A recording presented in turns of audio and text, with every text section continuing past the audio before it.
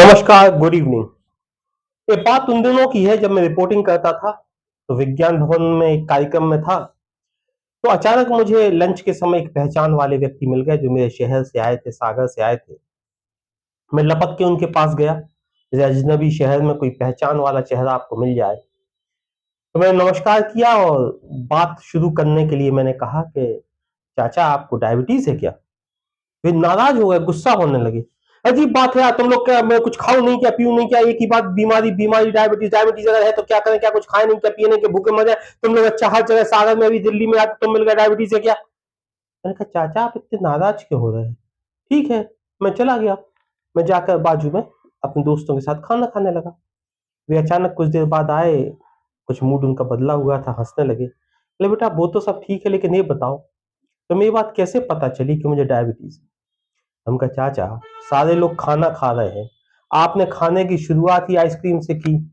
और आप अपनी प्लेट देखिए, जिस इसमें कम से कम उतनी आइसक्रीम है जितने 4 से 6 लोग खाते हैं।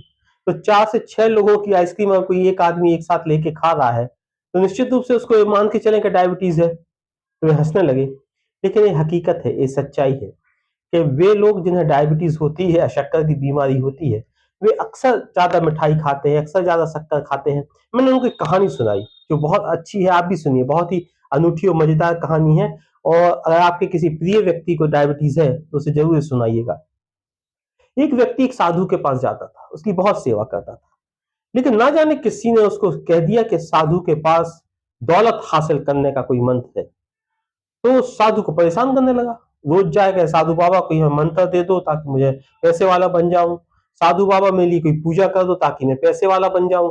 साधु ने कहा, भाई, मैं अगर मेरे पास ऐसी कोई संपत्ति हासिल करने की विधा नहीं है, मेरे पास कोई ऐसा मंत्र या ऐसा पूजा पाठ नहीं है, बल्कि ऐसी पूजा पाठ कोई होती नहीं है जिससे तुम संपत्ति हासिल करो, धन हासिल करो।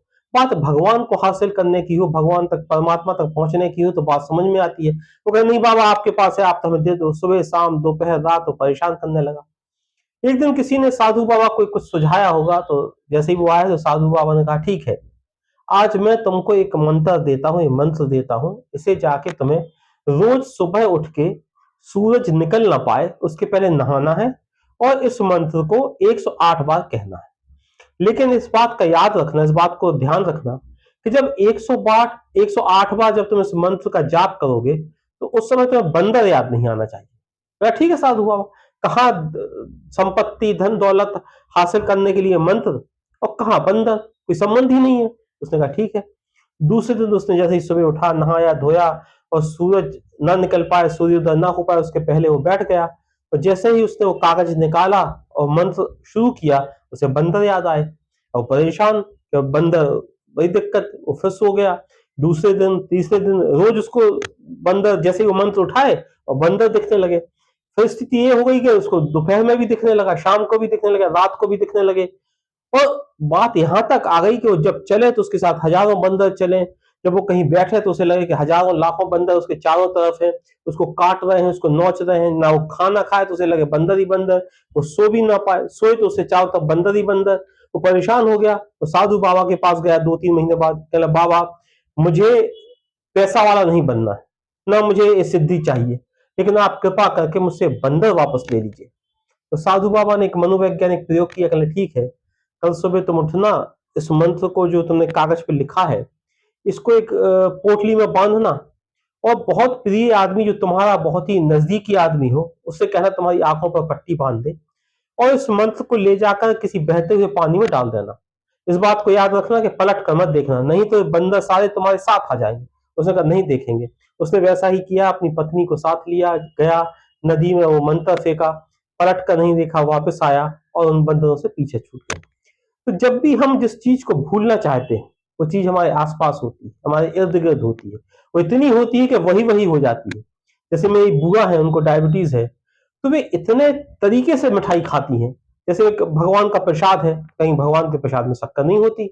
अगर आप उनको सारे लड्डू लेके चले जाएं, तो या तो माइक्रोस्कोप से आप देख के बता पाएंगे कि सबसे बड़ी साइज का लड्डू कौन सा है, या वो बुआ एक बार पूरी नजरों से देखेंगी और जो सबसे बड़ी साइज का लड्डू होगा वो खा लेंगी। आपका प्रमोशन हुआ है, आप मिठाई लेके मेरे घर आए हैं, तो आपको बुरा लग जाएगा, इसलिए वो खा लेंगी। आपके यहाँ शादी विवाह है, आप कार्ड लेके आए हैं तो वो मिठाई खा लेंगे, नहीं तो आपको बुरा लग जाएगा। आपके यहाँ बेटा हुआ है, कोई शुभ समाचार है तो वो मिठाई खा लेंगे, नहीं तो आपको बुरा लग जाएगा। वे किसी के घर गई हैं और उसने मिठाई दी है तो वे मिठाई खा लेंगी, नहीं तो उसको बुरा लग जाएगा। कोई मेरे घर आया है और घर में मिठाई आई है मेहमान के लिए तो वे मिठाई खा लेंगी उसका साथ देने के लिए, नहीं तो उसको बुरा लग जाएगा। और हजार बात की एक बात, एक रसगुल्ले में कुछ नहीं होता, एक लड्डू में भी कुछ नहीं होता, एक कटोरी खीर में क्या जाता है, एक समोसा तो कभी कभार वो खा लेती हैं, एक मिठाई के पीस में डायबिटीज नहीं ऊपर नीचे होती है। इस तरह उनके पास कई बहाने हैं मिठाई खाने के, और आपको शायद ना पता हो या ना पता हो, एक पीस में कभी कुछ नहीं होता, ना किसी की शक्कर होती है, ना कोई बीमारी में कोई नुकसान आता। इसी तरह मेरे पिता है, वे दिन भर दोनों टाइम चावल खाते हैं, दिन भर मिठाई खाते हैं, हर मीठी चीज खाते हैं, लेकिन अगर धोखे से अगर मेरी माँ ने कभी शक्कर डाल दी चाय में तो वे नाराज हो जाते हैं, और इतने नाराज हो जाते हैं कि कहेंगे कि मेरा जीवन ही खतरे में डाल दिया। तो दिन भर मिठाई खाने के बाद भी वो सिर्फ चाय जब खाते हैं पीते हैं तो उसमें उनको मीठा लगता है। तो डायबिटीज एक ऐसी चीज है कि हम इसके आतंक से ज्यादा परेशान हैं, उसको हम जितना भूलना चाहते हैं ये इतना हमारे सिर पे आकर बोलती है। इसको धीरे धीरे छुटकारा आप तभी पा सकते हैं तो इसमें एक बोध कर लें, एक चैतन्य दिमाग में इसको समझ लें कि किस तरह से आपको धीरे धीरे छुटकारा पाना है। आपको ये चूं चूकी गप अच्छी लगी हो तो किसी उस प्रिय व्यक्ति को जरूर शेयर कीजिएगा जिसको डायबिटीज है, जो डायबिटीज से छुटकारा पाना चाहता है, ताकि उसके पीछे हजारों लाखों जो बंदर हैं वो उसको छोड़ कर जा सकें, वो उनसे मुक्त हो सके। नमस्कार।